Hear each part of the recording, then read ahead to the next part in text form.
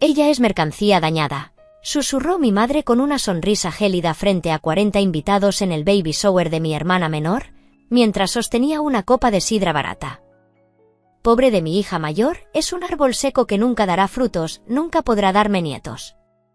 Todos en el salón se giraron para mirarme con esa mezcla insoportable de lástima y desprecio. Yo solo sonreí, alisé mi vestido de seda y miré mi reloj. Faltaban exactamente 2 minutos para las 3 de la tarde. La puerta del salón se abrió de golpe. María, mi niñera de confianza, entró empujando una carriola triple de diseño exclusivo. Detrás de ella, mi esposo, el dueño del Hospital Central y uno de los hombres más poderosos del país, sostenía a nuestros gemelos recién nacidos. Mi madre dejó caer su taza de té, que se hizo añicos contra el suelo, justo cuando escuchó la verdad que le había ocultado durante 3 largos años. Prepárate, busca tu bebida favorita y acomódate, porque esta venganza se sirve helada. El salón de fiestas Jardín de Sueños, situado en una de las calles laterales de la colonia Roma Norte, intentaba desesperadamente parecer un palacio versallesco, pero no lograba ocultar su olor a humedad antigua enmascarado con aromatizante de lavanda barata. Era un sábado caluroso de mediados de mayo, y el aire acondicionado del local zumbaba con un esfuerzo agónico, apenas logrando mover el aire denso y cargado de perfumes dulces. Todo en aquel lugar había sido diseñado para provocar una sobredosis de azúcar visual.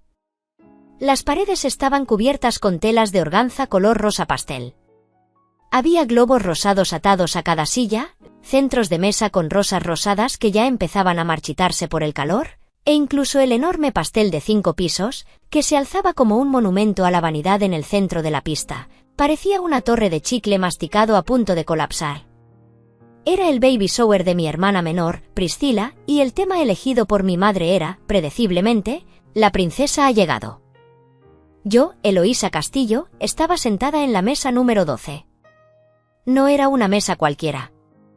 Estaba estratégicamente ubicada en la esquina más oscura del salón, justo al lado de la puerta abatible de la cocina, por donde salían los meseros con bandejas de comida grasienta y a escasos metros de la entrada a los baños, lo que garantizaba un flujo constante de personas y olores desagradables. Mi madre, doña Bernarda, llamaba a este lugar la mesa de apoyo. Yo la llamaba por su nombre real, la mesa de los sobrantes. A mi lado no había tías ricas con joyas de oro, ni primas exitosas que acababan de regresar de Europa. Mis compañeras de mesa eran la señora Gertrudis, una vecina del antiguo barrio que olía a naftalina y hablaba sola, una prima tercera que vendía tuppers por catálogo y me había intentado reclutar 3 veces en la última hora, y 2 amigas de la infancia de mi madre que claramente solo habían sido invitadas para llenar espacio y traer regalos. Desde mi posición de exilio, tenía una vista panorámica perfecta de la mesa principal, que estaba elevada sobre una pequeña tarima, como un trono real.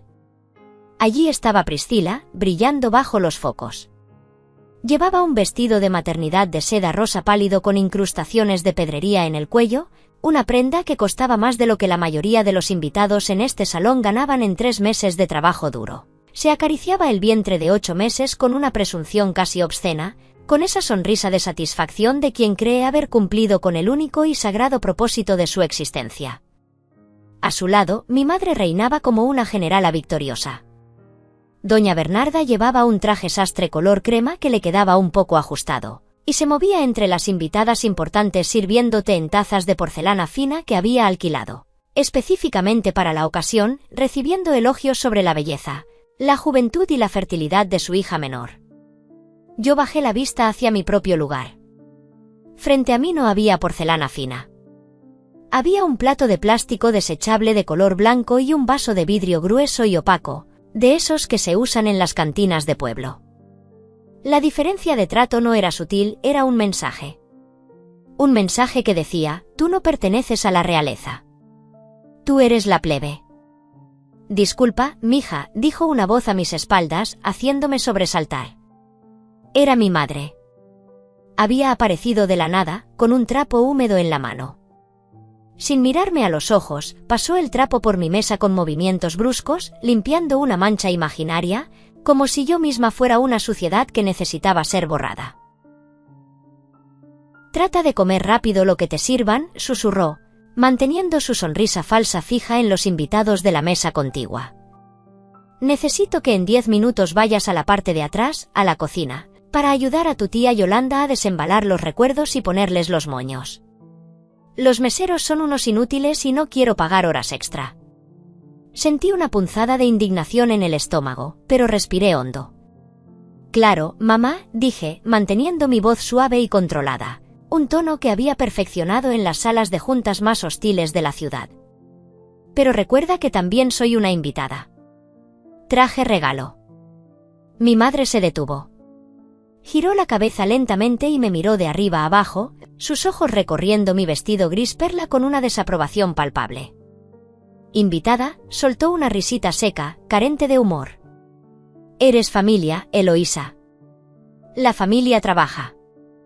Además, mira cómo vienes vestida.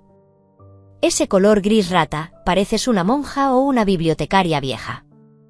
Por favor, cuando empecemos las fotos oficiales, trata de quedarte por aquí atrás.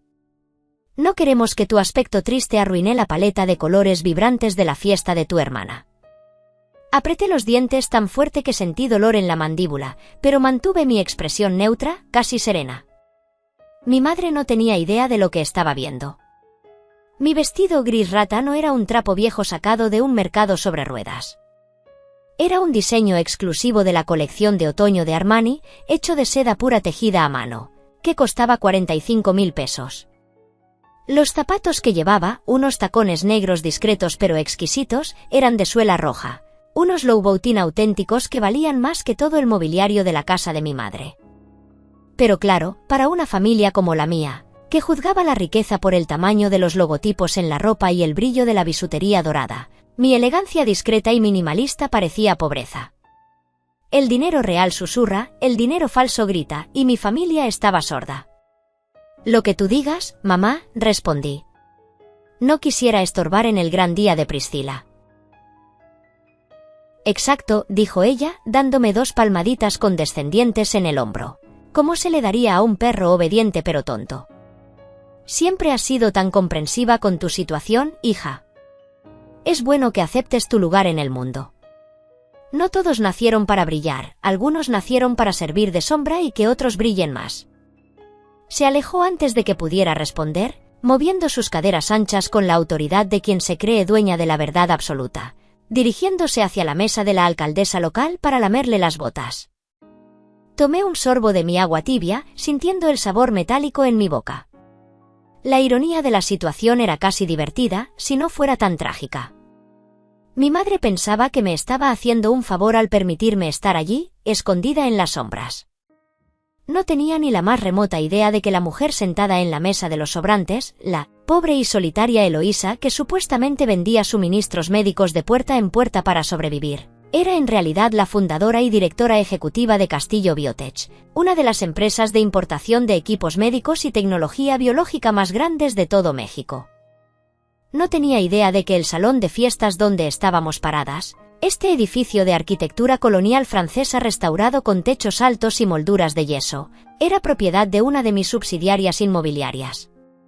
Técnicamente, mi madre me estaba humillando en mi propia casa, en una fiesta que ella creía haber pagado con sus ahorros, pero que en realidad había sido financiada en un 70% por mí, a través de transferencias anónimas y descuentos especiales que yo había ordenado al gerente del local. ¡Eloísa! El grito agudo y nasal de mi hermana cortó mis pensamientos como un cuchillo de sierra. Priscila se había bajado de su trono.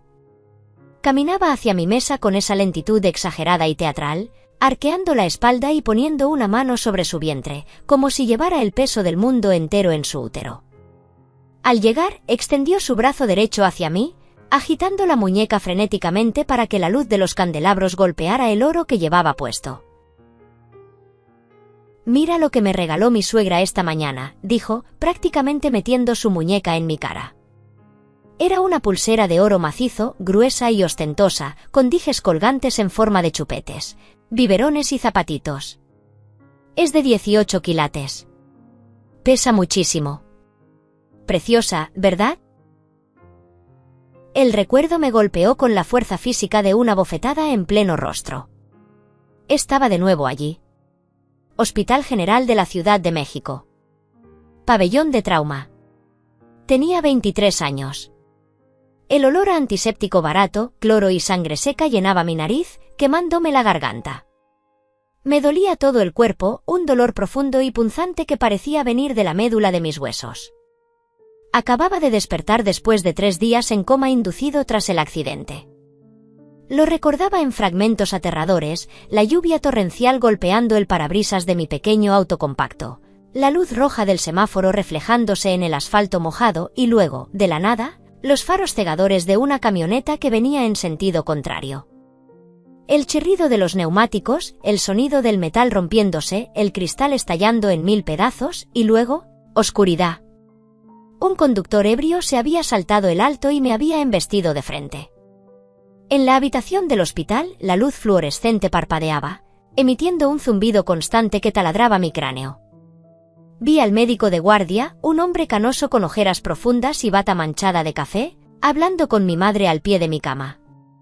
Mi madre, doña Bernarda, tenía el cabello más oscuro entonces, pero la misma expresión dura en el rostro. Señora Castillo, dijo el médico en voz baja, ronca por el cansancio. Su hija es muy afortunada. Es un milagro que esté viva. Las fracturas en las piernas son limpias, sanarán con terapia y tiempo. Pero el trauma abdominal, el cinturón de seguridad salvó su vida, pero la presión fue inmensa. Hubo daños internos severos. ¿Qué tipo de daños?, preguntó mi madre. No había preocupación maternal en su voz, solo una especie de cálculo frío, como si estuviera evaluando los daños de un electrodoméstico. ¿Va a caminar? Sí, caminará, respondió el médico. Pero su útero y uno de sus ovarios sufrieron un impacto considerable y hemorragias. Hemos logrado salvar los órganos, no hubo necesidad de extirpar nada por ahora, pero, debo ser honesto. La probabilidad de que pueda concebir de manera natural en el futuro ha disminuido drásticamente. Quizás un 5 o 10% de probabilidad. Y si lo logra, sería un embarazo de altísimo riesgo. Yo yacía en la cama, incapaz de moverme, con lágrimas calientes corriendo por mis sienes hacia mis oídos. Esperé. Con cada fibra de mi ser, esperé que mi madre corriera a abrazarme, que me tomara la mano, que me besara la frente y me dijera que no importaba, que lo único importante era que yo estaba respirando, que mi corazón seguía latiendo. Esperé escuchar, gracias a Dios no te perdí, hija mía. Juntas superaremos esto. Pero doña Bernarda no se movió hacia mí. Se quedó petrificada al pie de la cama. Se llevó las manos a la cabeza, despeinando su cabello, y soltó un gemido largo y gutural que sonaba más a frustración y rabia que a dolor por su hija. «Dios mío», exclamó, mirando al techo despellejado del hospital como si estuviera reclamándole al cielo. «¡Qué desgracia! ¿Qué maldición me has enviado, señor? Tanto esfuerzo para esto». «Señora, por favor, ella está viva», intentó decir el médico, visiblemente incómodo. «Está rota», gritó mi madre, interrumpiéndolo. Levantó un dedo acusador y me señaló directamente, mientras yo sollozaba en silencio, ahogada por el dolor físico y emocional. «Mírela. ¿De qué me sirve una hija viva si no sirve como mujer? ¿De qué me sirve si es un árbol seco?» Las palabras flotaron en el aire viciado de la habitación, pesadas y tóxicas.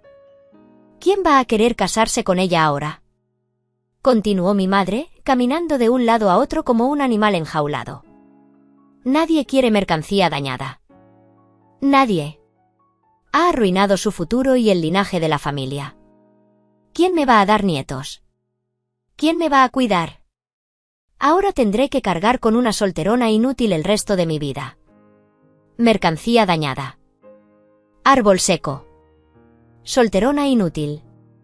Esas frases no fueron solo insultos, fueron una sentencia. Se grabaron en mi alma con hierro al rojo vivo.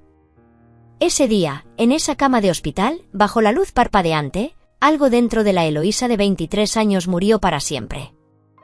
La niña que buscaba la aprobación de su madre, la joven que soñaba con el amor romántico, dejó de existir. Pero en ese vacío, en ese cráter humeante que dejó su crueldad, algo más nació. Una determinación fría, dura e indestructible como el diamante. Me prometí a mí misma que nunca, jamás volvería a ser vulnerable ante esa mujer. Me prometí que construiría un imperio tan grande que su opinión se volvería irrelevante. El recuerdo se desvaneció lentamente, como el humo disipándose, y volví al presente. El salón rosa. La música suave de baladas románticas. La cara engreída de mi hermana Priscila esperando una respuesta. Priscila seguía allí, con la mano en la cadera, esperando una reacción, una lágrima, tal vez que yo bajara la cabeza avergonzada como solía hacerlo. Pero la mujer que estaba sentada frente a ella ya no era la víctima del hospital. La miré fijamente a los ojos, sosteniendo su mirada hasta que ella parpadeó, incómoda. Tienes razón, Priscila, dije, y mi voz sonó extrañamente tranquila, casi metálica. Es muy importante planificar el futuro. Nunca se sabe cuándo la vida puede dar un giro de 180 grados. A veces, los que parecen tenerlo todo, terminan sin nada en un abrir y cerrar de ojos. Y los que parecen vacíos, bueno, a veces sus vidas están más llenas de lo que tu imaginación limitada puede concebir. Priscila frunció el ceño, confundida por mi tono y por la falta de sumisión en mis palabras. Abrió la boca para replicar, para lanzar otro veneno, pero antes de que pudiera hacerlo, mi tía Yolanda, la fiel secuaz de mi madre, aplaudió ruidosamente desde el centro del salón con un micrófono en la mano. «Atención a todas, hermosas damas», chilló Yolanda, su voz amplificada rebotando en las paredes. «Es hora de la parte más emocionante. Vamos a abrir los regalos. Y doña Bernarda tiene un anuncio especial que nos hará llorar a todas». Priscila sonrió, olvidándose de mí al instante como quien olvida un insecto. Se giró sobre sus talones y se dirigió hacia su trono de terciopelo rosa con respaldo alto, lista para ser adorada. Me quedé sola en mi mesa. Con movimientos lentos y deliberados, saqué mi pequeña libreta negra de mi bolso de mano. Mi familia, en su inmensa ignorancia, pensaba que era un diario de adolescente donde escribía mis penas de solterona y mis oraciones desesperadas. En realidad, era mi libro de contabilidad personal, mi registro de cuentas por cobrar de la vida. Abrí la página marcada con la fecha de hoy, 12 de mayo. Allí, escrita con mi letra clara, ordenada y angulosa, había una lista de gastos recientes. Gastos que nadie en este salón conocía, pero que sostenían la farsa de vida de clase media que mi familia presumía. 14 de febrero. Cirugía de apéndice de papá, Hospital Privado Santa Fe. Costo, 540.000 pesos. Estatus, pagado por Eloísa. Nota al margen, le dije a mamá que hubo un error en el sistema del seguro público y lo cubrieron. Ella ni siquiera dio las gracias al cielo. 20 de marzo, fianza de mi hermano menor, Roberto, detenido por conducir en estado de ebriedad y chocar un poste. Costo, 200.000 pesos. Estatus, pagado por Eloísa. Nota, mamá cree que fue un malentendido administrativo y que la policía lo dejó ir por ser buen muchacho.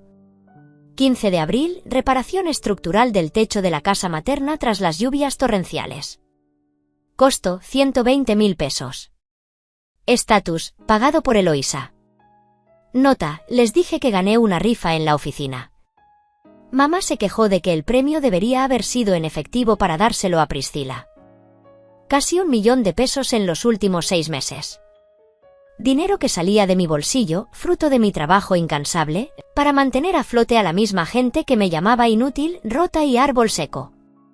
Durante años, había comprado su afecto, o al menos su tolerancia, con mentiras piadosas, permitiéndoles creer que la suerte estaba de su lado, cuando en realidad, la suerte era yo. Pero hoy la suerte se iba a acabar. Hoy se cerraba el grifo. Miré mi reloj de pulsera, un Patek Philippe de oro blanco que mi madre probablemente pensaba que era una imitación de 100 pesos comprada en el metro.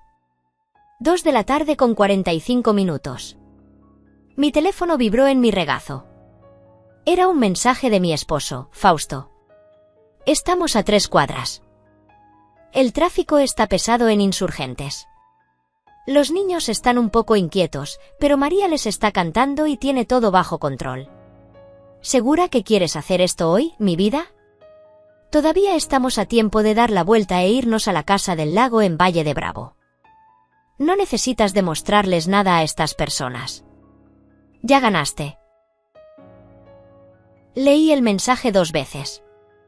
Sentí una ola de amor por ese hombre que me conocía mejor que nadie, que había sanado mis heridas no con lástima, sino con admiración. Pero el amor no era suficiente hoy. Hoy necesitaba justicia. Escribí mi respuesta con dedos firmes: no es por mí, Fausto. Ya no me duele lo que digan. Es por ellos. Por Tiago, por Matías, por Luciana, por los gemelos. Necesitan aprender, antes de tener uso de razón, que el karma no olvida direcciones y que la dignidad no se negocia. Te veo a las 3 en punto. No llegues tarde. Guardé el teléfono y cerré la libreta con un golpe seco. El juicio de la matriarca estaba a punto de comenzar, pero ella, en su arrogancia, no sabía que el juez, el jurado y el verdugo ya estaban sentados en la mesa número 12. El espectáculo comenzó, como era tradición en mi familia, con la apertura de los regalos. Pero no fue un intercambio íntimo y agradecido, fue una exhibición de materialismo disfrazada de celebración. Una montaña de cajas envueltas en papel brillante, con moños que parecían coles gigantes de plástico, se apilaba a los pies de Priscila, bloqueando casi por completo la vista de sus piernas hinchadas.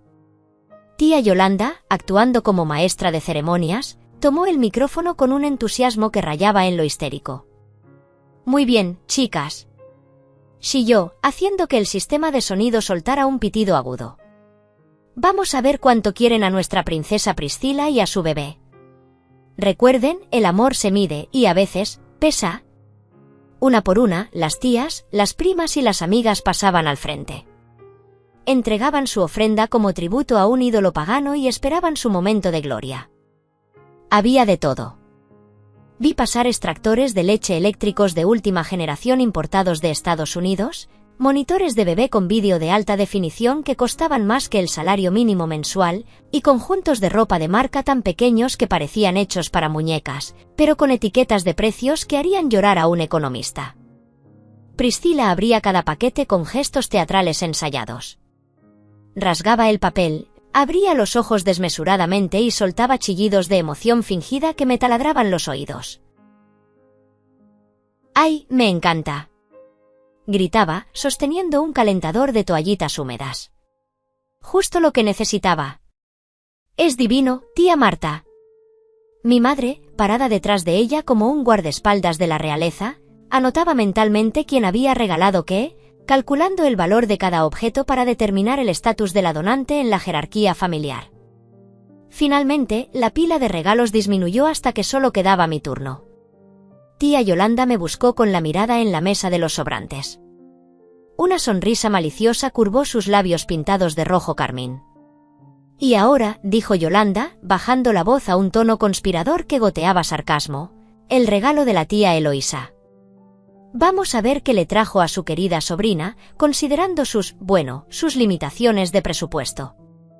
Ya saben, la situación está difícil para las solteras». Me levanté despacio. Sentí el peso de 40 pares de ojos clavados en mi espalda, quemándome la piel a través de la seda de mi vestido. Caminé hasta el centro del salón con la cabeza alta, ignorando los susurros. No llevaba una caja enorme. No llevaba un moño gigante. Solo llevaba un sobre de papel color crema, de textura gruesa y elegante, sellado con lacre. Se lo entregué a Priscila. Ella lo tomó con 2 dedos, usando solo las puntas de las uñas, como si estuviera sosteniendo un pañuelo usado o algo potencialmente infeccioso. ¿Un sobre?, preguntó, alzando una ceja perfectamente delineada con microblading. ¿Es una tarjeta de felicitación, hermana? ¿O es un dibujo? Ábrelo, dije simplemente, mi voz firme. Ella resopló, puso los ojos en blanco para deleite de la audiencia y rasgó el papel sin ningún cuidado. Sacó el contenido, una tarjeta rectangular dorada con letras negras en relieve. Lo leyó en silencio. Su ceño se frunció. ¿Un vale?, preguntó, bajando el micrófono un poco, pero no lo suficiente para ocultar su decepción. ¿Para un spa? Es un vale de regalo para el spa prenatal Renacer en Polanco, expliqué, asegurándome de que mi voz se escuchara clara. Incluye un paquete completo de drenaje linfático, masajes relajantes para la espalda, tratamiento facial y pedicura médica. Todo válido por 6 meses. El valor del paquete era de 10.000 pesos mexicanos. Era el spa más exclusivo de la ciudad, el lugar donde iban las esposas de los senadores y las actrices famosas. Pero Priscila, en su ignorancia provinciana, solo vio un pedazo de cartón. Priscila torció la boca en una mueca de disgusto infantil. ¿Un masaje?, dijo, mirando a mamá. Gracias, Eloísa, pero yo esperaba algo para el bebé. Ya sabes, algo útil. Un nido colecho, una cuna de viaje o esa silla para el auto que te mandé por WhatsApp la semana pasada. Pensé que te gustaría relajarte antes del parto, dije, manteniendo la calma ante su ingratitud. Ser madre es agotador. Necesitas cuidarte a ti misma. Sí, pero es un regalo para mí, no para la niña, interrumpió mi madre, dando un paso al frente y arrebatándole el vale a Priscila para inspeccionarlo. Típico de ti, Eloísa. Siempre pensando en el individuo, nunca en la familia. Mi madre levantó la vista del vale y me miró con desdén. Como no tienes instinto maternal, continuó, elevando la voz para dar una lección moral a la sala. No entiendes que en un baby shower los regalos son para la criatura que viene en camino, no para la vanidad de la madre. Es egoísta. Egoísta, repetí, saboreando la palabra como si fuera un vino agrio. Sí, muy egoísta, insistió doña Bernarda. Miren esto. Su hermana va a traer una vida sagrada al mundo, va a sacrificarse y ella regala masajes. Es lo que pasa cuando una mujer no cumple su función biológica natural. Se vuelve fría. Desconectada de lo que realmente importa. Se vuelve seca por dentro y por fuera. Un murmullo de acuerdo recorrió el salón como una ola venenosa. Pobrecita, escuché susurrar a la señora Gertrudis. Es que no sabe. No tiene idea de lo que es el amor de madre.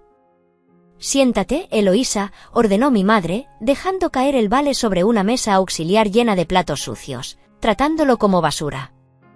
Después hablamos de tu falta de criterio y de cómo puedes compensar esta decepción con dinero en efectivo. Ahora, tengo algo mucho más importante que discutir. Regresé a mi mesa. Mi corazón latía con fuerza, no por vergüenza, sino por la adrenalina. Conocía a mi madre mejor que nadie. Ese ataque gratuito sobre el regalo era solo el aperitivo, el calentamiento para ablandar mi voluntad. El plato fuerte, la verdadera emboscada por la que me habían invitado hoy, estaba a punto de ser servido. La música de fondo se detuvo abruptamente. El silencio cayó sobre el salón jardín de sueños como una manta pesada y asfixiante. Doña Bernarda se paró en el centro de la pista, justo debajo del candelabro principal de cristal falso. En sus manos sostenía una carpeta de cuero azul marino. Su postura era rígida, solemne, casi eclesiástica. Parecía un sacerdote a punto de excomulgar a un hereje o un general a punto de declarar una guerra. Querida familia, amigas del alma, comenzó mi madre, su voz temblando con una emoción ensayada que habría ganado un premio de telenovela. Hoy es un día de inmensa bendición. Dios, en su infinita sabiduría, nos ha enviado un milagro a través del vientre santo de mi pequeña Priscila. Hizo una pausa dramática, llevándose una mano al pecho. Pero con un bebé vienen nuevas responsabilidades. Nuevas necesidades. Y como matriarca de esta familia, es mi deber asegurar el futuro de esta nueva generación. Miró a Priscila, quien le devolvió una sonrisa tímida y ensayada, acariciando su vientre. Luego, los ojos de mi madre, duros como piedras de río, se posaron en mí. Como saben, continuó, elevando el volumen, la casa de mi difunta madre, la abuela Carmen, en el barrio de Coyoacán, ha estado vacía y triste desde que ella falleció hace 3 años. Sentí un nudo en la garganta al escuchar el nombre de la abuela. Carmen había sido la única luz en mi vida, la única que me había amado sin condiciones, incluso después de mi accidente. Ella me había dejado su casa en su testamento, no por lástima, sino porque yo fui la única que cuidó de ella durante sus años de demencia, mientras mi madre y Priscila estaban demasiado ocupadas viviendo sus vidas. Es una casa grande, dijo mi madre, describiéndola para el público. Hermosa.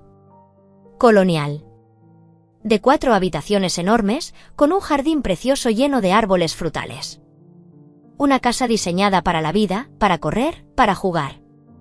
Legalmente, hizo una mueca de disgusto, la abuela Carmen, en su confusión senil de los últimos días, dejó esa casa a nombre de mi hija mayor, Eloísa. Todos me miraron. Esta vez, las miradas no eran de lástima. Eran de cálculo. Una casa en Coyoacán, una zona histórica y de alta plusvalía en la Ciudad de México, valía millones. 15 o 20 millones de pesos, fácilmente. Sin embargo, continuó mi madre, y su tono se endureció, volviéndose afilado, todos aquí sabemos la realidad. Eloísa vive sola. Vive en ese pequeño y deprimente departamento rentado en la colonia Narvarte. Ella trabaja todo el día, viaja con sus maletines de muestras médicas, en fin, lleva una vida de soltera. Una vida solitaria. Dio un paso hacia mi mesa, invadiendo mi espacio personal. Yo les pregunto, ¿para qué necesita una mujer sola, una mujer sin hijos y sin posibilidad de tenerlos? ¿Una casa de 4 habitaciones con jardín? Es un desperdicio. Es un pecado mortal tener tanto espacio vacío acumulando polvo, cuando hay una nueva vida en camino que lo necesita desesperadamente. El aire en el salón se volvió denso, casi irrespirable. Sabía hacia dónde iba esto. Lo había visto venir en las indirectas, en los comentarios pasivo-agresivos de los últimos meses.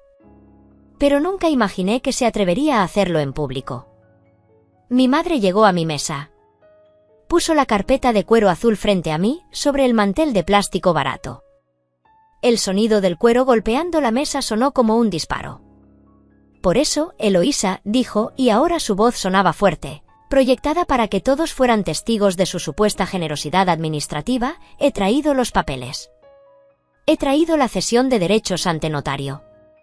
Hoy, frente a todos nuestros seres queridos, vas a hacer lo correcto ante los ojos de Dios. Vas a firmar el traspaso de la casa de la abuela a nombre de tu hermana Priscila y de su futuro bebé. Abrió la carpeta. Allí estaba. Un contrato legal redactado con frialdad profesional. Contrato de donación a título gratuito. Cedente, Eloísa Castillo. Cesionario, Priscila Castillo. Estaba regalando mi patrimonio. Estaba regalando mis recuerdos. Estaba regalando la casa donde la abuela me enseñó a tejer y a ser fuerte. Todo, absolutamente todo, solo porque mi útero supuestamente no funcionaba. Levanté la vista y miré a mi madre directamente a los ojos. ¿Me estás pidiendo que regale mi herencia?, pregunté, mi voz clara, cortando el silencio del salón. ¿Me estás pidiendo que me quede sin nada, solo porque Priscila decidió tener relaciones sin protección y quedar embarazada? Un grito ahogado recorrió la sala ante mi franqueza. Priscila se puso roja de furia. No hables así de mi bendición, chilló mi hermana. No te estoy pidiendo que te quedes sin nada, Eloísa, dijo mi madre, impaciente, ignorando mi comentario. Tú tienes tu trabajito, tus ventas. Te va bien para una sola persona. No necesitas mucho. Pero Priscila va a tener una familia. Ella necesita seguridad. Estabilidad. Mi madre se inclinó hacia mí, bajando la voz a un susurro que, sin embargo, todos pudieron escuchar. Tú eres un árbol seco, Eloísa. Entiéndelo de una vez por todas. Las casas son para los vivos, para los que crecen, para los niños que llenan los pasillos de risas. Tú eres el final de la línea. Eres un callejón sin salida genético. Cuando mueras, ¿quién heredará esa casa? ¿El gobierno? ¿Tus gatos? Es mejor que quede en la familia ahora que todavía sirve de algo. Un árbol seco, repetí. La frase flotó entre nosotras. Sí, hija. Duele escucharlo, lo sé, pero es la verdad cruda. Nunca serás madre. Nunca sentirás una patadita en el vientre. Nunca amamantarás. Acéptalo con humildad y deja que tu hermana florezca. Tu única forma de ser madre es siendo la tía rica y generosa. Firma los papeles. Haz que tu vida vacía tenga algún propósito sirviendo a los que sí tienen futuro. Tía Yolanda se levantó de su silla y gritó: «Firma, Eloísa. No seas envidiosa. Hazlo por la niña». La abuela Carmen hubiera querido que su bisnieta naciera allí.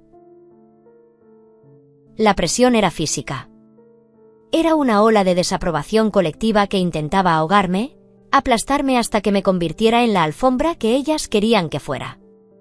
Priscila me miraba desde su trono con una sonrisa expectante y voraz, como si la casa ya fuera suya, como si ya estuviera decorando mentalmente la habitación del bebé en mi antigua recámara. Miré los papeles. Las letras negras bailaban frente a mis ojos. Donación irrevocable. Miré a mi madre. Vi su codicia, su crueldad disfrazada de pragmatismo. Vi a la mujer que me había llamado mercancía dañada hace 15 años y que nunca se había disculpado. Y luego miré mi reloj. 2:58 p.m. Sonreí. Fue una sonrisa genuina, pero no era cálida. Era la sonrisa del depredador que ve cómo la presa entra voluntariamente en la trampa. Mi madre, al ver mi sonrisa, dio un paso atrás instintivamente, como si hubiera sentido un cambio en la presión atmosférica. «Tienes toda la razón, mamá», dije, sacando de mi bolso un bolígrafo Montblanc edición limitada, un instrumento de escritura de laca negra y platino que valía más que el estéreo del salón. Una casa tan grande y llena de historia no debería estar vacía. Es un crimen. Necesita niños corriendo por el jardín, trepando a los árboles de durazno. Necesita ruido, vida, caos, juguetes tirados en el suelo.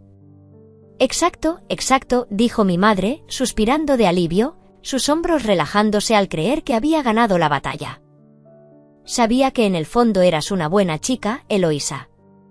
Sabía que entenderías tu lugar. Firma aquí, en la línea punteada, encima de tu nombre. Me incliné sobre el papel. La punta de platino del bolígrafo tocó la hoja. Mi madre contuvo el aliento. Priscila se inclinó hacia adelante. Tía Yolanda preparó la cámara de su celular para grabar el momento de mi rendición. Escribí rápidamente. Mis trazos fueron firmes, angulosos y agresivos. Pero no firmé mi nombre. No puse Eloísa Castillo. En letras mayúsculas, ocupando todo el espacio de la firma, escribí: renuncia denegada por causa de fraude moral e indignidad. Levanté el bolígrafo. Cerré la carpeta de golpe, produciendo un sonido seco que resonó como un veredicto. Listo, dije, poniéndome de pie y alisando las arrugas invisibles de mi vestido Armani. ¡Maravilloso!, exclamó mi madre, tomando la carpeta rápidamente sin revisarla, ciega por su propia avaricia y triunfo. Un aplauso para Eloísa. Por fin ha hecho algo útil con su vida.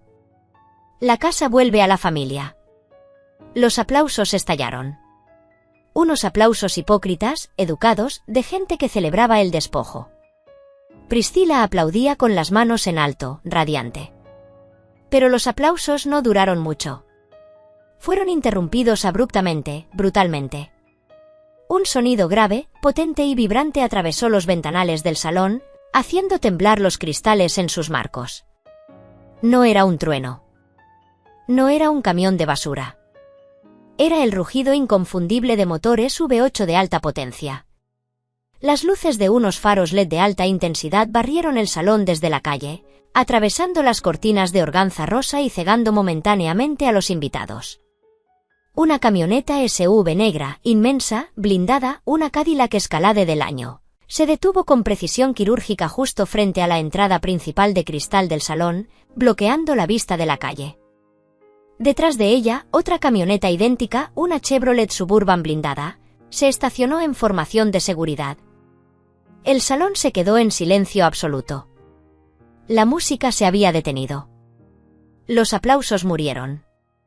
¿Quién es?, preguntó Priscila, su voz temblorosa rompiendo el silencio. ¿Es la policía? ¿Es algún político? No, dije yo. Mi voz sonó tranquila, serena, en control total por primera vez en 15 años. Caminé hacia el centro de la pista, dejando atrás la mesa de los sobrantes para siempre. Me paré bajo el candelabro, ocupando el espacio que mi madre había reclamado para sí misma. No es la policía, repetí, mirando a mi madre, que abrazaba la carpeta contra su pecho como un escudo inútil. Es mi familia. ¿Tu familia?, preguntó mi madre, parpadeando, confundida. ¿De qué hablas, loca? Nosotros somos tu familia. No, mamá. Ustedes son mis parientes. Ustedes son las personas con las que comparto ADN por un accidente biológico. Mi familia, mi verdadera familia, acaba de llegar. Miré mi reloj una última vez. 3 de la tarde en punto. Y creo que traen algo más importante que un contrato fraudulento. Las puertas dobles del salón se abrieron de par en par, golpeando las paredes. 2 hombres enormes, vestidos con trajes oscuros impecables y con auriculares de comunicación en los oídos, entraron primero. Escanearon el salón con miradas profesionales y frías, evaluando las amenazas, ignorando los globos rosas. Eran mis jefes de seguridad privada. Y entonces, el mundo de mi madre se detuvo. Entró ella. María. Mi fiel niñera, mi mano derecha, una mujer indígena de 50 años con la paciencia de una santa y la lealtad de un guerrero. Vestía un uniforme gris impecable. Empujaba una carriola. Pero no era una carriola cualquiera. Era una Silver Cross Balmoral, la edición de lujo, una bestia de ingeniería británica diseñada para trillizos, con acabados en cuero cosido a mano y chasis de aleación cromada. Una carriola que costaba más que el auto de Priscila. Dentro de la carriola, 3 pares de ojos oscuros, inteligentes y curiosos miraban el salón lleno de gente extraña. «Mami», gritó Tiago, el del medio, estirando sus bracitos regordetes hacia mí. «Mamá», hicieron eco Matías y Luciana, sus voces infantiles resonando como trompetas de juicio en el salón silencioso. Tenían 2 años. Estaban vestidos impecablemente con conjuntos de lino italiano color crema y azul marino que combinaban entre sí. Sus rizos oscuros brillaban bajo la luz. Eran perfectos. Eran míos. El salón entero soltó un grito ahogado colectivo. Era el sonido de 40 cerebros tratando de procesar una imagen imposible, una realidad que contradecía todo lo que les habían dicho durante una década. Pero la entrada triunfal no había terminado. Detrás de María, entró él. El doctor Fausto Mondragón. Alto. Imponente. Con ese porte aristocrático natural que no se compra ni se aprende. Llevaba un traje gris carbón hecho a medida en Londres que se ajustaba a sus hombros anchos. Su cabello plateado en las sienes brillaba. Era el hombre que salía en las portadas de Forbes y Líderes mexicanos. El dueño del imperio hospitalario más grande del país. Y en sus brazos, acunados con la destreza y la ternura de un padre experto, llevaba 2 bultos más pequeños envueltos en mantas de cachemira blanca. Nuestros gemelos de 6 meses. Elías y Amara. Fausto caminó directamente hacia mí, sus pasos resonando en el piso de madera, ignorando las bocas abiertas, los ojos desorbitados y los susurros de incredulidad. Se detuvo a mi lado, formando un frente unido. Me miró con adoración, se inclinó y me besó en la frente con una ternura que contrastaba con su presencia dominante. Luego, se giró lentamente para enfrentar a mi madre, que estaba pálida como un cadáver, aferrada a la carpeta azul como si fuera su tabla de salvación en un naufragio.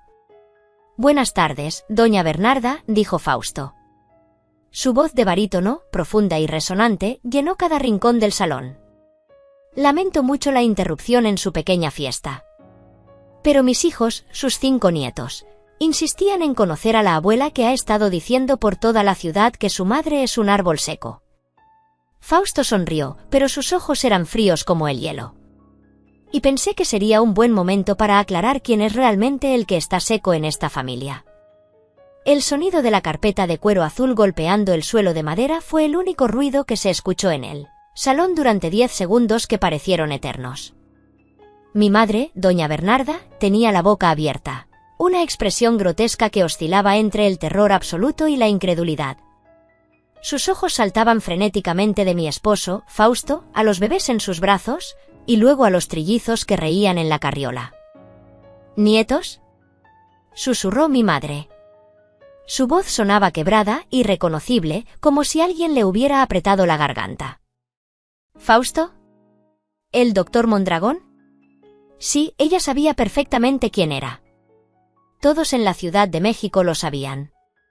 Fausto no solo era el dueño del Hospital Central, sino una figura pública respetada que aparecía regularmente en las revistas de sociedad y en los noticieros nocturnos hablando sobre avances médicos y política de salud. Lo que el cerebro de mi madre no podía procesar, lo que causaba un cortocircuito en su realidad, era como ese hombre, inalcanzable, poderoso y multimillonario, estaba de pie en su fiesta barata de barrio, besando la frente de su hija fracasada y llamándola esposa. Imposible, chilló Priscila desde su trono, rompiendo el hechizo del silencio. Eso es imposible. Es una mentira. Ella es estéril. El doctor lo dijo hace 15 años. Es un árbol seco. La crueldad de sus palabras, gritadas con veneno frente a mis hijos pequeños, hizo que Fausto tensara la mandíbula. Los músculos de su cuello se marcaron. Dio un paso adelante, y por un momento, vi al león protector que vivía dentro de él, listo para destrozar a cualquiera que amenazara a su manada. Pero yo le puse una mano suave en el antebrazo. Su traje de lana fría estaba tenso bajo mis dedos. Tranquilo, le susurré. Esta es mi batalla. Me agaché y saqué a Tiago de la carriola. Mi hijo mayor, con sus rizos oscuros y esa sonrisa traviesa que había heredado de su padre, me abrazó el cuello con fuerza, enterrando su carita en mi hombro. Olía a talco de bebé y a amor puro. «Mamá, pastel», pidió Tiago, señalando con su dedito la torre rosa de 5 pisos que se derretía bajo el calor. «Sí, mi amor, pronto», le susurré, besando su mejilla regordeta. Me levanté con mi hijo en brazos, sintiendo su peso reconfortante, mi mejor escudo, y miré a mi hermana a los ojos. «Priscila», dije con una calma que contrastaba con su histeria. «Te presento a Tiago, a Matías y a Luciana. Tienen 2 años de edad. Y los bebés que sostiene mi esposo son Elías y Amara, de 6 meses.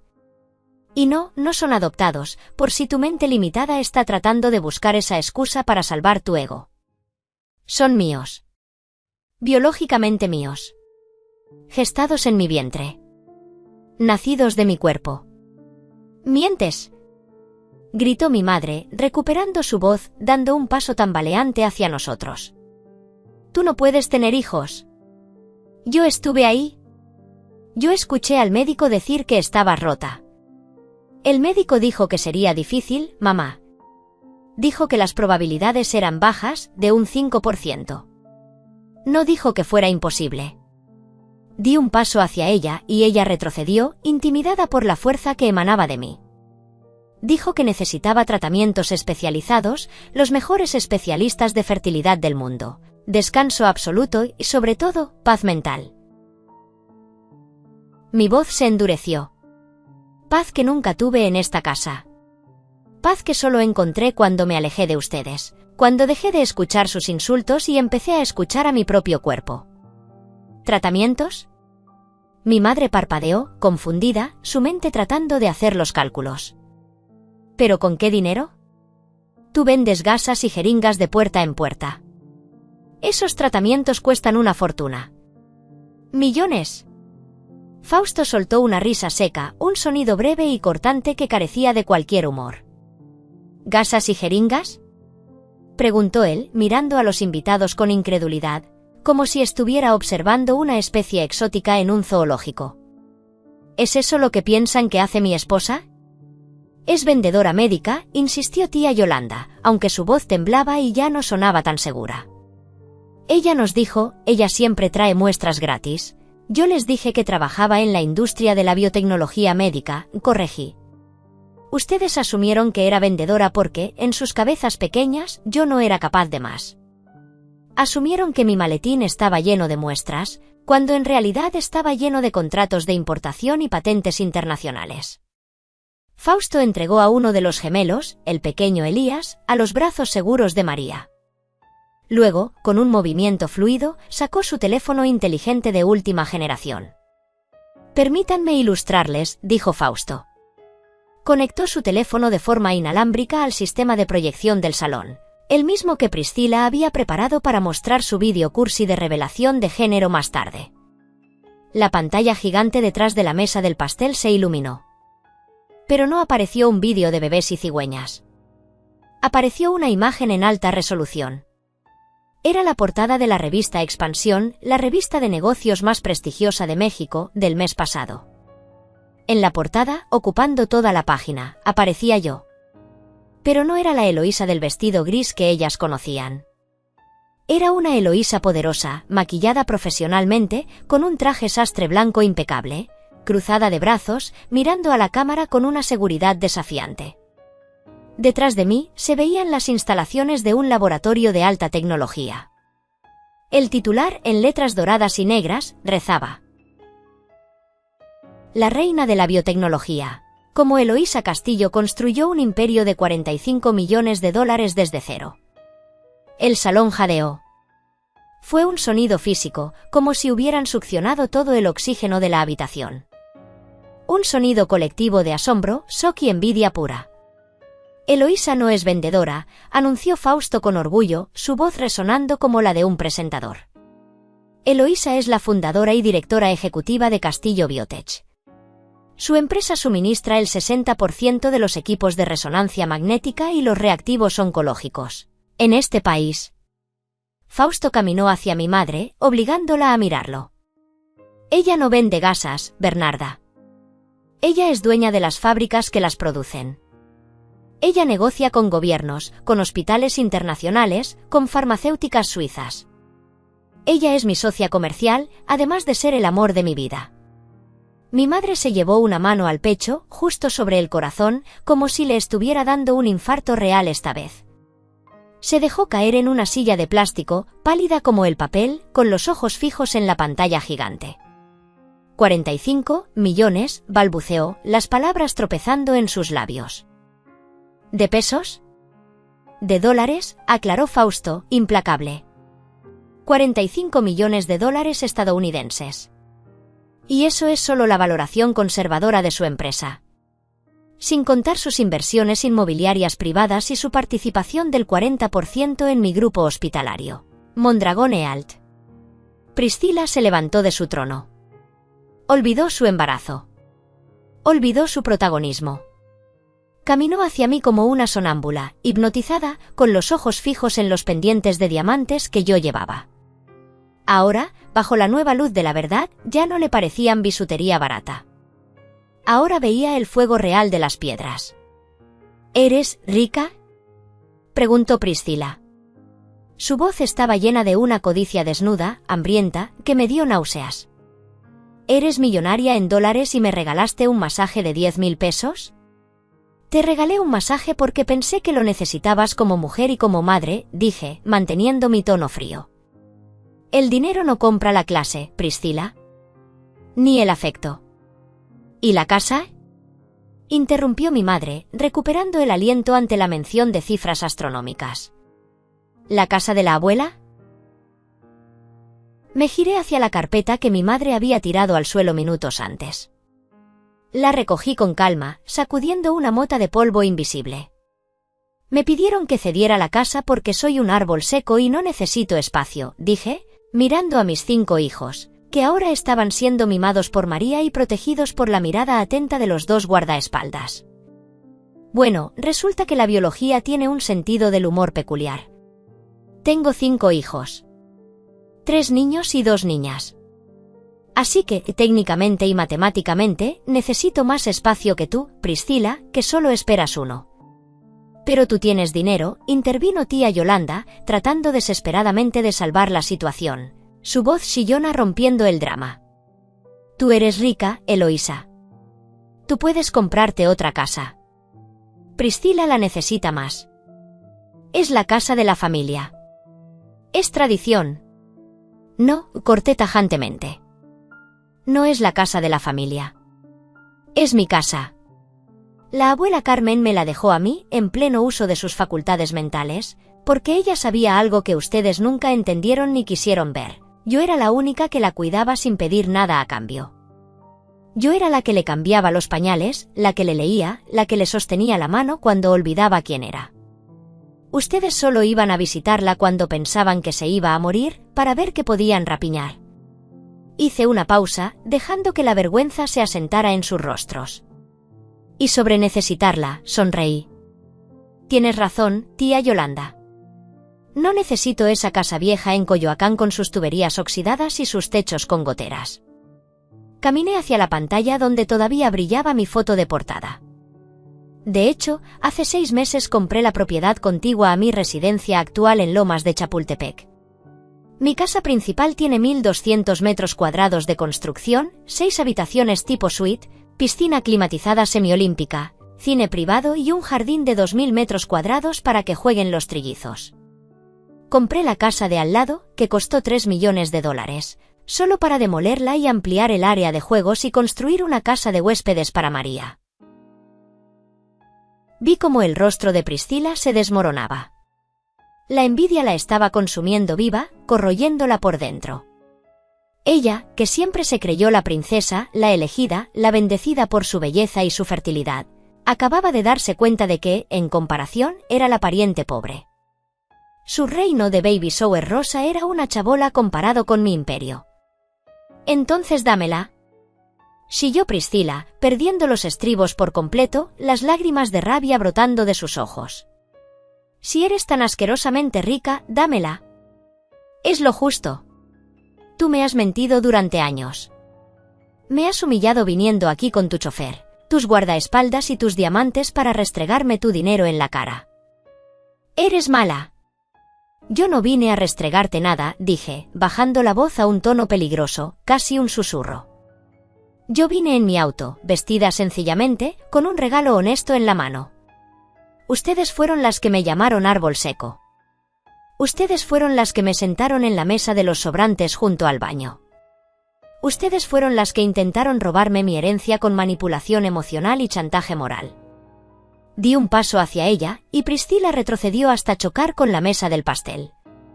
Yo solo encendí la luz. Y lo que veo son cucarachas corriendo. Amigos de karma familiar, la tensión en este salón está a punto de hacer explotar las ventanas. Eloísa acaba de revelar su imperio y ha dejado a su familia sin palabras, pero lo que viene a continuación es el golpe final, el momento en que saca su libro negro y ajusta cuentas financieras de una vez por todas. Si estás disfrutando de esta historia de justicia divina tanto como yo, por favor, tómate un segundo para darle me gusta al vídeo y suscríbete al canal si aún no lo has hecho. Y cuéntanos en los comentarios desde qué ciudad o país nos escuchas hoy. Queremos saber hasta dónde llega nuestra gran familia. Ahora sí, volvamos al desenlace fatal.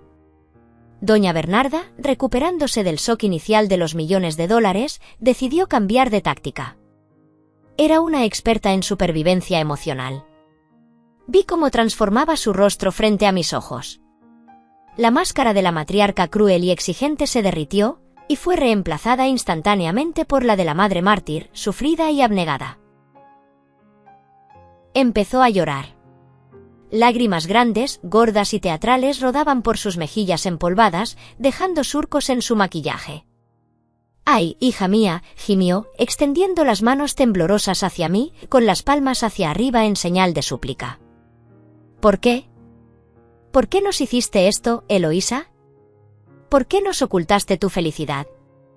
¿No crees que yo, tu propia madre, merecía saber que tenía nietos? 5 nietos. Sangre de mi sangre. Carne de mi carne». Se levantó de la silla tambaleándose, apoyándose en la mesa como si estuviera a punto de desmayarse, y trató de acercarse a la carriola donde estaba Matías. «Ven con la abuela, mi cielo», dijo con voz melosa y empalagosa. «Ven a darle un beso a tu abuelita Bernarda». Matías, mi hijo inteligente y sensible, que no conocía a esta mujer de nada, se asustó ante esa extraña que lloraba y gritaba y olía a desesperación. Empezó a llorar y se escondió detrás de las piernas de María, aferrándose a su uniforme gris. Uno de mis guardaespaldas, un exmilitar de 2 metros de altura llamado Santos, dio un paso al frente. Bloqueó el camino de mi madre con una muralla de músculo y traje negro. «Señora, por favor, mantenga su distancia», dijo Santos con voz neutra pero firme, poniendo una mano abierta en el aire. «Soy su abuela», chilló mi madre, indignada, su máscara de víctima resbalando por un segundo. «Tengo derechos. Eloísa, dile a este gorila que se quite. Quiero abrazar a mis nietos. Tengo derecho a verlos». Fausto me miró, esperando mi señal. Podía ver en sus ojos grises que estaba listo para ordenar la evacuación, para sacarnos de ese nido de víboras. Pero yo negué con la cabeza imperceptiblemente. Aún no. Aún no había terminado. Faltaba el golpe de gracia. La auditoría final. «No tienes derechos, mamá», dije, mi voz tranquila pero amplificada por el silencio sepulcral del salón. «Perdiste tus derechos hace mucho tiempo. Los perdiste el día que me llamaste mercancía dañada en esa cama de hospital. Los perdiste cada vez que me pediste dinero mintiendo sobre enfermedades que no existían». «¿De qué hablas?», se hizo la ofendida, llevándose una mano al collar de perlas falsas. «Yo nunca te he pedido nada indebido. Somos una familia humilde pero digna. Honrada». «¿Digna? ¿Honrada?». Saqué mi pequeña libreta negra del bolso de nuevo. Esta vez la abrí con parsimonia. «Vamos a repasar la dignidad de la familia Castillo, ¿te parece?». El salón quedó en silencio total. Incluso los meseros dejaron de recoger platos para escuchar. El aire estaba cargado de electricidad estática. 14 de febrero del año pasado, leí en voz alta, mis ojos recorriendo las cifras. Mamá llama llorando a las 3 de la mañana. Dice que a papá le dio un preinfarto y necesitan un depósito urgente para ingresarlo en el hospital privado Santa Fe porque en el Seguro Social no hay camas disponibles. Hice una pausa y miré a mi padre, que estaba sentado en una esquina bebiendo tequila, tratando de hacerse invisible detrás de una planta de plástico. «Transferí 540.000 pesos en 10 minutos», continué. Estaba aterrorizada. Pensé que mi padre se moría. «Pero, papá nunca tuvo un infarto, ¿verdad, mamá?». Mi madre abrió la boca para protestar, pero la corté. «Fue una cirugía estética, mamá. Una abdominoplastia y una liposucción de papada para ti». Vi los estados de cuenta de la clínica Eterna Juventud. El cargo se hizo a la tarjeta que yo pagué. Pero no dije nada. Pensé, bueno, si eso la hace feliz, si eso llena su vacío, que lo disfrute. Los murmullos estallaron en el salón como un enjambre de abejas furiosas. «¡Qué barbaridad!», escuché decir a una de sus amigas. Se operó con el dinero de la hija diciendo que el marido se moría. 28 de mayo, continué, pasando la página con un sonido seco. «Priscila necesita un auto nuevo porque el suyo es inseguro para el futuro bebé. Los frenos fallan». Les di 250.000 pesos para el enganche de una camioneta Honda. Miré a mi hermana, que ahora estaba pálida. «Pero resulta que la semana siguiente te vi en Instagram. Estabas presumiendo un viaje de Babymon a Cancún en un resort de lujo todo incluido, categoría diamante. No compraste el auto. Sigues manejando el mismo Chevy viejo. Te gastaste mi dinero en piñas coladas y masajes frente al mar». Priscila bajó la cabeza, incapaz de sostenerme la mirada. Su vergüenza era palpable. «Y la mejor de todas», dije, cerrando la libreta con un golpe seco que resonó como un disparo. 12 de agosto. Reparación urgente del techo de la casa materna tras la tormenta. 120.000 pesos para impermeabilizar y cambiar tejas. Fui a la casa ayer, mamá, antes de venir aquí. Subí al techo con un dron. Sigue igual de viejo, lleno de parches y humedad. ¿Dónde está ese dinero, mamá? ¿En tu closet? ¿En tus joyas de fantasía? ¿O en las apuestas de papá? ¡Basta!, gritó mi madre, roja de ira y vergüenza, acorralada como una rata. «Basta, Eloísa. Eres una malagradecida. Yo te di la vida. Te limpié el trasero cuando eras bebé. El dinero va y viene, pero la familia es para siempre. Sí, gasté el dinero. Lo gasté en cosas que necesitábamos para mantener nuestro estatus, para que la gente no viera que nos estábamos hundiendo. ¿Qué querías? ¿Que viviéramos en la miseria mientras tú nadas en millones de dólares? Es tu obligación filial mantenernos. Es la ley de Dios. No, dijo Fausto. Su voz cortante interrumpió la diatriba de mi madre. No es su obligación. Es un abuso. Es explotación. Y se acabó. Hoy. Ahora.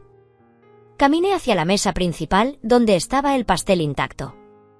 Tomé una copa de champaña de una bandeja, una botella que seguramente también había pagado yo indirectamente, y miré a mi familia una última vez. Tienen razón en una cosa, dije, alzando la copa. El dinero va y viene. Y en su caso, se acaba de ir. Para siempre. ¿Qué quieres decir? Preguntó Priscila con miedo en los ojos, acariciando su vientre instintivamente. Quiero decir que la tarjeta de crédito American Express adicional que te di para emergencias médicas, Priscila, fue cancelada hace una hora. El seguro de gastos médicos mayores privado que pago para papá y mamá, cancelado. La mensualidad de 30.000 pesos que les deposito religiosamente el día 1 de cada mes, cancelada. No puedes hacernos esto. Chilló mi madre, dándose cuenta del horror de su nueva realidad financiera. ¿Tu padre tiene diabetes? Priscila va a tener un bebé. Necesitamos ese dinero para vivir.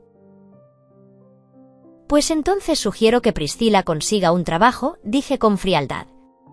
Y tú, mamá, puedes vender tus joyas, si es que alguna es real. O quizás, puedes vender la casa de Coyoacán. ¿Qué?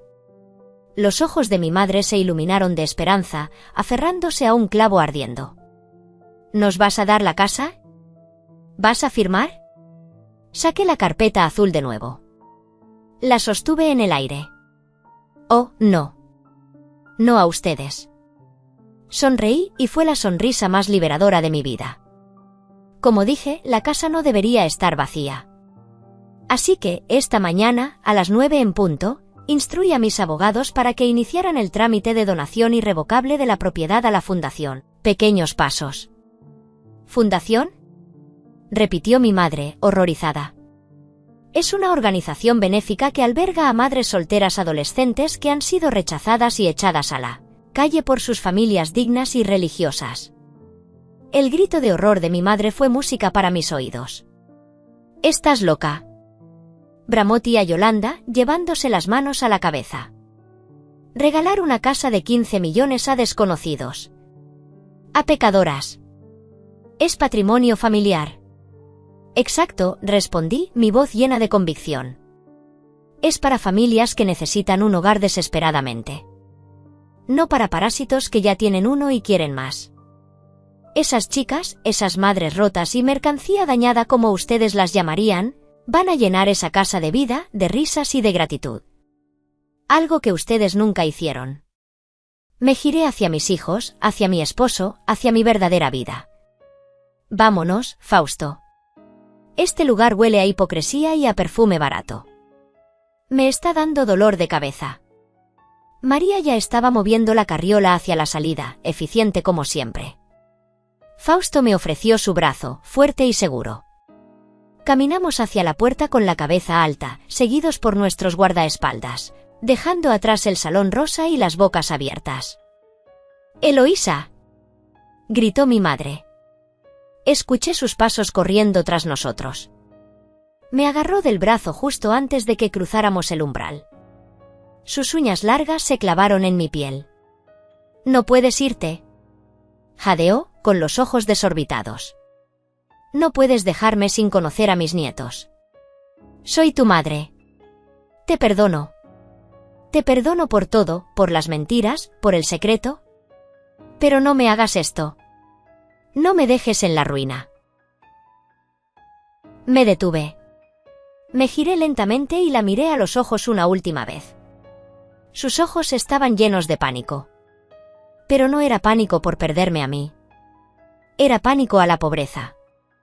Pánico al qué dirán. Pánico a perder a su gallina de los huevos de oro. Me solté de su agarre con un movimiento brusco, arrancando su mano de mi brazo. Tú me perdonas a mí, dije lentamente, saboreando cada sílaba. Pero yo no te perdono a ti, Bernarda. Y mis hijos, ellos no tienen abuela materna. Mi madre murió hace 15 años en un hospital, el día que decidió que una hija herida no valía la pena. Tú solo eres una conocida que me debe mucho dinero. ¡Maldita!, gritó ella, mostrando su verdadero rostro retorcido por el odio por última vez. Te vas a arrepentir. Vas a morir sola. El dinero no te va a abrazar por las noches. Mírame, mamá, dije, señalando a mi esposo que me miraba con amor, a mis 5 hijos hermosos que me esperaban. Ya no estoy sola. Y nunca más volveré a estarlo. Adiós, Bernarda. Que tengas la vida que te mereces. Salimos al aire fresco de la tarde. El sol brillaba intensamente, limpiando la atmósfera. Subimos a las camionetas blindadas. Mientras la puerta automática se cerraba con un siseo suave, vi a través del cristal tintado cómo mi madre se derrumbaba en el suelo del estacionamiento, llorando y golpeando el asfalto con los puños, mientras los invitados la miraban desde la puerta, no con lástima, sino con desprecio. Priscila estaba de pie, sola, acariciando su vientre, dándose cuenta de que el futuro de princesa, que le habían prometido, se acababa de evaporar como el humo. El motor V8 rugió. ¿A casa, señora Mondragón?, preguntó el chofer. Miré a Fausto, que sostenía mi mano con fuerza entre las suyas, y a mis hijos que reían en los asientos traseros jugando con María. Sí, dije, sintiendo una ligereza en el pecho que no había sentido en décadas, como si me hubieran quitado una armadura oxidada. ¿A casa? ¿A nuestra verdadera casa? Las camionetas blindadas se alejaron de la colonia Roma Norte, deslizándose por el asfalto caliente de la avenida Insurgentes como tiburones negros en un océano de tráfico. Dejamos atrás el caos, los gritos histéricos de mi madre y la cara descompuesta de mi hermana. Dejamos atrás el olor a pastel barato y las promesas vacías. Dentro del vehículo, el ambiente era diametralmente opuesto. Reinaba un silencio, pero no era ese silencio tenso y cargado de reproches al que yo estaba acostumbrada en la casa de mi infancia. No. Era un silencio cálido. Un silencio de paz. Era el silencio que se produce cuando una guerra de 100 años termina y los soldados finalmente pueden bajar las armas y respirar. Miré hacia el asiento trasero. Tiago, Matías y Luciana, mis trillizos guerreros, se habían quedado profundamente dormidos, agotados por la emoción de su breve pero impactante debut en sociedad. Sus cabecitas descansaban en ángulos imposibles sobre sus sillas de seguridad de cuero. María, sentada en medio de ellos, tarareaba una canción de cuna en zapoteco, una melodía antigua y suave que parecía tejer un escudo invisible alrededor de mis hijos. Fausto, sentado a mi lado, no dijo nada. No necesitaba hacerlo. Simplemente tomó mi mano izquierda entre las suyas. Sus dedos, fuertes y cálidos, entrelazaron los míos. Levantó mi mano y besó mis nudillos, rozando el anillo de diamantes que mi hermana había mirado con tanta codicia. ¿Estás bien?, preguntó finalmente, su voz apenas un susurro para no despertar a los niños. Me recosté en el asiento de cuero, cerrando los ojos por un momento. Inhalé profundamente el aroma a limpio, a aire acondicionado y a la loción de sándalo de mi esposo. Busqué la palabra adecuada. Estoy ligera. Siento como si me hubiera quitado una mochila llena de piedras que he estado cargando durante 15 años. Piedras que tenían nombres: culpa, vergüenza, obligación, miedo. Abrí los ojos y miré por la ventana polarizada. La Ciudad de México pasaba rápido, un borrón de concreto y jacarandas. Mucha gente dice que la venganza es un plato que se sirve frío, dije, más para mí misma que para él. Pero yo no siento que esto haya sido una venganza, Fausto. No siento odio. Ya no. ¿Qué sientes entonces?, preguntó él. Siento que fue una corrección.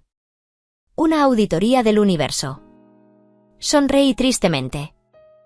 Durante años, permití que ellas escribieran mi historia. Permití que me definieran por lo que me faltaba, un útero funcional según sus estándares, un esposo trofeo que ellas aprobaran, la validación social de sus amigas chismosas. Me llamaron árbol seco. Apreté la mano de Fausto. Lo decían con tanto desprecio. Árbol seco. Como si fuera leña para la hoguera. Pero lo que ellas nunca entendieron, porque nunca se molestaron en mirar más allá de la superficie, es que los árboles que parecen secos en la superficie a veces tienen las raíces más profundas.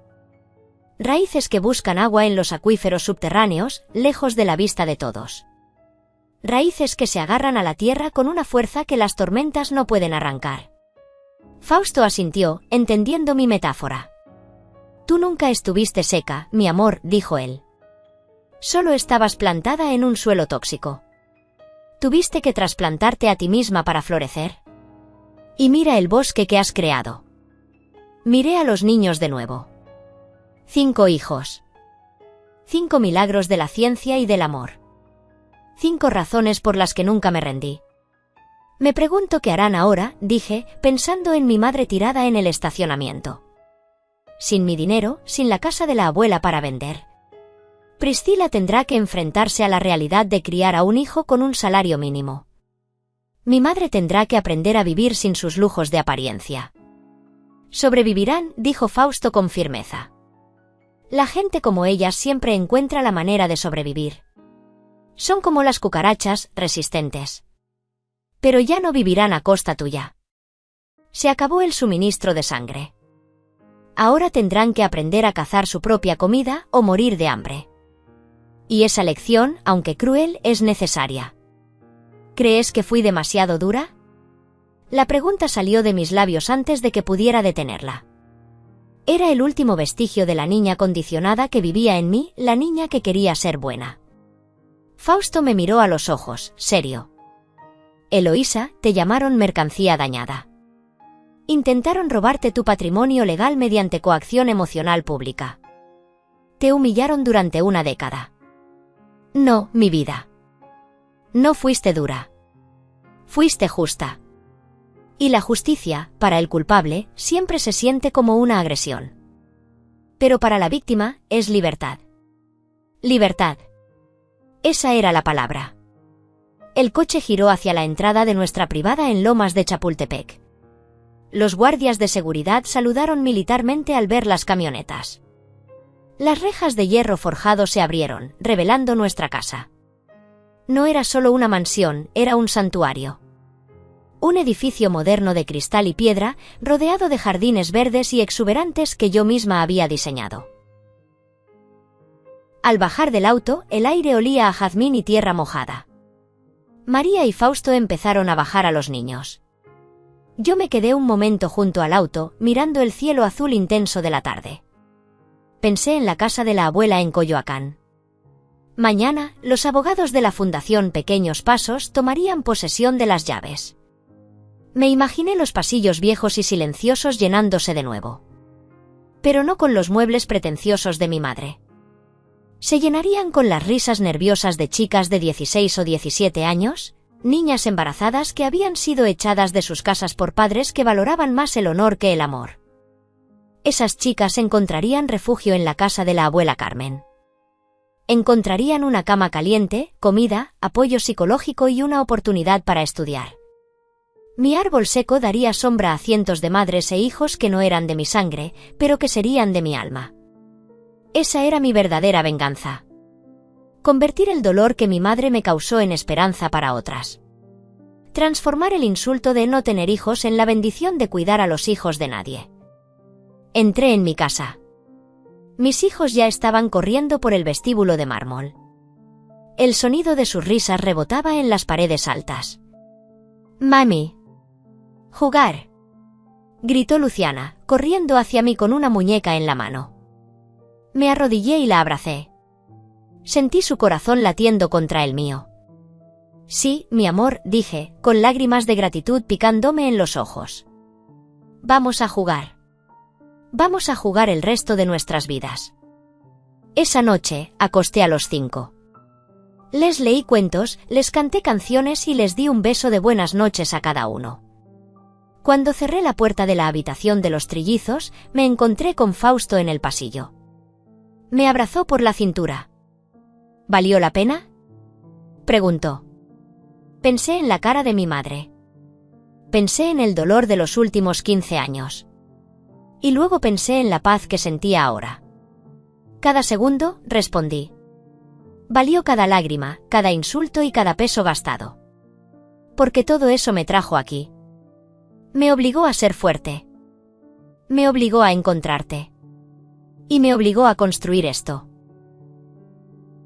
Miré a mi alrededor. A mi casa. A mi familia. El karma no es solo castigo para los malvados. El karma también es la recompensa para los que resisten, para los que trabajan en silencio, para los que se mantienen fieles a sí mismos a pesar del ruido. Ellas sembraron viento y cosecharon tempestades. Yo sembré paciencia y coseché un bosque entero. Amigos, la historia de Eloísa ha llegado a su fin, pero las preguntas que deja flotando en el aire son pesadas y necesarias. Vivimos en una cultura, especialmente la latina, que idolatra la figura de la madre y sacraliza los lazos de sangre por encima de todo. Nos enseñan desde pequeños que madre solo hay una y que la familia debe perdonarse todo. Pero, ¿es eso cierto? ¿Es familia quien te humilla para sentirse superior? ¿Es madre quien te ve como una inversión fallida o como un cajero automático? Eloísa nos enseña una lección brutal pero liberadora: la biología es un accidente. La familia es una elección. El cordón umbilical se corta al nacer, pero a veces, tenemos que volver a cortarlo simbólicamente años después para poder respirar por nosotras mismas. Romper el ciclo del abuso es, quizás, el acto más heroico que una persona puede realizar. Eloísa podría haber aceptado su papel de víctima. Podría haber firmado esos papeles, regalado su casa y seguido comprando el amor de su madre con migajas de atención. Pero eligió la dignidad. Eligió proteger a sus hijos de la toxicidad que casi la destruye a ella. Y esa decisión tuvo un precio: la soledad inicial, el secreto, la mentira piadosa. Pero la recompensa fue una vida auténtica. Quiero que te mires en el espejo de esta historia y te preguntes: ¿hay alguien en tu vida que te esté llamando árbol seco? ¿Alguien que te haga sentir que no vales nada si no cumples con sus expectativas? Si la respuesta es sí, recuerda a Eloísa. Recuerda que tú tienes el poder de salir de esa mesa de los sobrantes. Tienes el poder de construir tu propio imperio, ya sea de dinero, de amor o de paz mental. Y sobre todo, recuerda que el karma siempre está tomando notas. No necesitas vengarte. Solo necesitas sentarte a esperar, trabajar en ti mismo y dejar que la vida ponga a cada payaso en su circo y a cada reina en su trono. Pero ahora, quiero escuchar tu voz. Tú eres el jurado final de esta historia. Eloísa decidió cortar todo lazo. Decidió que su madre muriera sin conocer a sus 5 nietos. Decidió dejar a su hermana embarazada sin apoyo económico. Para algunos, esto es justicia poética. Para otros, puede parecer una crueldad innecesaria. Yo te pregunto a ti, que me escuchas, ¿Eloísa fue demasiado lejos? ¿Debería haber permitido que su madre viera a los niños al menos una vez, por piedad? ¿O crees que la protección de sus hijos justificaba la crueldad hacia su abuela? Déjame tu opinión en los comentarios. Escribe justicia si estás del lado de Eloísa, o piedad si crees que debió perdonar. Leeré cada uno de sus comentarios y les daré corazón a los más profundos. Muchas gracias por acompañarnos en este viaje emocional aquí en Karma Familiar. Sé que la historia de hoy fue intensa, pero la vida real a veces supera a la ficción. Si esta historia te movió algo por dentro, si te hizo sentir escuchado o empoderado, por favor, no te vayas sin suscribirte al canal y activar la campanita de notificaciones. Es un gesto pequeño para ti, pero para nosotros significa el mundo entero, porque nos ayuda a seguir trayendo estas voces a la luz. Comparte este vídeo con esa amiga o familiar que necesita recordar su propio valor. Yo soy tu narrador, y esto fue Karma Familiar. Recuerda, el mundo da muchas vueltas, y a veces, el que ríe al último, ríe mejor. Hasta la próxima historia. Adiós.